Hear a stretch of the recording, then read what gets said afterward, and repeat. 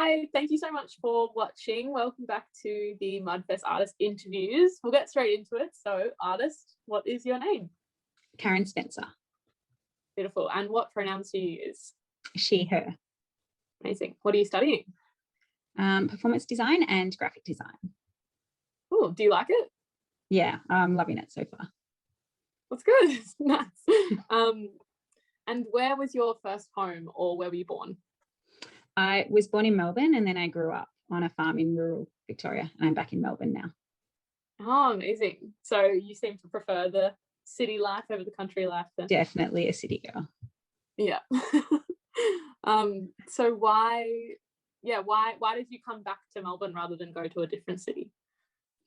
I've always loved Melbourne. It's where I've always wanted to live. I can't imagine living anywhere else. It's just where I want to be. Oh, beautiful. Do you find that like that kind of connection to Melbourne kind of comes out in your like idea of home or what you picture as home? I think when I picture home, I think home's more about who you're with.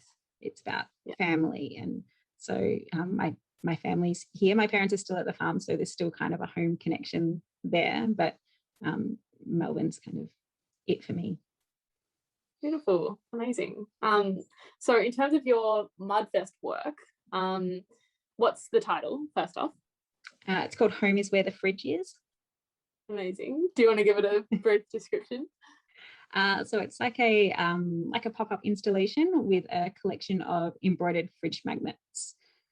And they've got there's sort of, some are a bit whimsical, some are funny, some are a little bit thought-provoking. It's a bit of a mix.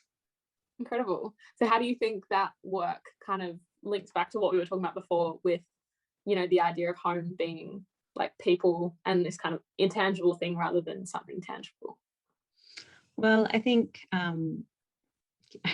food is a very homely kind of thing, and every home has a fridge. And it's a very sort of central part of our lives, but also a very sort of something you probably don't pay that much attention to, but it's just kind of there and solidly a part of your life. So I think that's kind of where it fits in.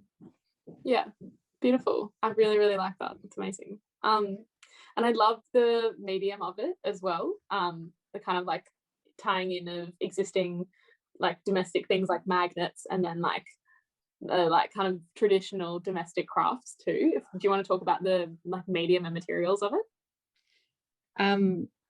Sure. I think it's just I think embroidery in particular is really interesting, and I think a lot of sort of female dominated crafts have been kind of while they've always been around, they've been kind of forgotten a little bit in the fine art kind of canon. It's they haven't really been given that same credit as something like painting or drawing. And I think there's just so much that can be done with embroidery. I think it's a really interesting kind of way to show things, and there's a lot of people doing really amazing work. So I think it's really great. Yeah, totally. I think it's got a really beautiful history as well, because most of the, I don't know about you, but most of the way that like people learn how to sew and embroider and stuff is through the kind of generational teaching from like mother to daughter is like a very classic one. But which I think in itself, something that's very much sort of passed down. But I think also my embroidery is not your nana's embroidery. It's very different. Ooh, very exciting. So I like that. Plug. Yeah, well, I like that kind of juxtaposition of things that you would expect to see embroidered and things that are very definitely not something that you would expect to see. I think I like that kind of balance, that difference. Amazing. Well, you'll have to see it in person to have a look at what this is, audience. It'll be very mysterious. So in terms of your art career or like your journey of art making, how long have you been making art? Well, I think that's an interesting question. I think as children we all make art, so it's not about when you started, it's about when you stopped, and I didn't stop. That's so nice. That's a really beautiful way of looking at it, and it's so true, especially with like the more like crafts, to have a inverted commas over that word of things like sewing and just like sketching and embroidery and stuff like that. Those kind of like more tactile arts and crafts vibe rather than like the traditional fine arts. It's like, when does that distinction start to happen, and when do you stop doing either of them? It's interesting. But yeah, in terms of your work, is there anything that you hope for your audience to take away from it? I think I like a sense of fun. I'd like them to sort of walk away with a smile, but also maybe a bit of a wait, what kind of moment, like a sort of something to think about as well. Nice, amazing. And do you have any other upcoming projects or anything?